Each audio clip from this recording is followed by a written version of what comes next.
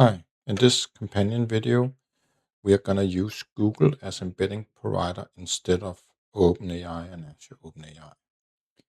We are in this sample going to base it on the one we did with the Azure OpenAI in the main video with in-memory, but of course Google can work with all the other vector stores as well. It's just so it's easy for us to understand what we're changing.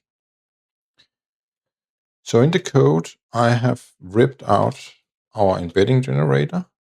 So we don't have that anymore, and we don't have a client that can go in and make an agent because we want to switch to Google.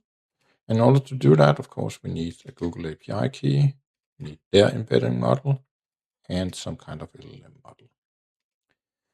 So up here in Google's documentation, we can find different models. So for example, we want to use Gemini 3.6 Flash here for our LLM.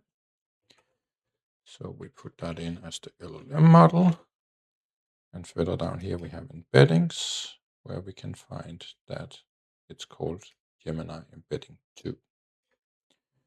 Gemini's embedding models go from 1536 and up to more dimensions than OpenAI does. It means it can work with some more multiple dimensions. OpenAI have their text large that can do the same, but that means that certain vector stores cannot fit that many dimensions, all depending on their capabilities. But in this case, we're using in memory, so it's easy, but just bear in mind, test out if your vector store actually supports that amount of dimensions or not. Let's move on to finding our API key, and I'm going to make a new API key here in Google AI Studio. And this API key will be gone once you see this video, so there's no harm in me sharing it with you here. So we take that and we put it in here. Now we need some new NuGet packages. So we need the Google Gen AI, the official NuGet package, to run. So grab that and download it. And in order for us to work with Microsoft Agent Framework, we of course also need that itself. So we're installing that.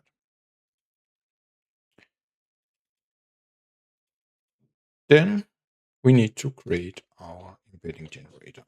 And luckily it's very simple. We just simply say new google.genai.client. And in that we can set a bunch of things, but the only thing we need to set is the API key. And then we have a client. And with that client, we can simply say as our embedding generator with the model. So the embedding model name, which we found up in the documentation. And when we do that, we get our embedding generator that we need down here. We get our client that can then turn it into an AI client. And that's everything else we need compared to what we did in Azure. And again, it's just an in-memory system now, but we can embed now doing it using Google services instead of Azure OpenAI. And once we're done, we get an answer back from Gemini that the Office password is still guest42.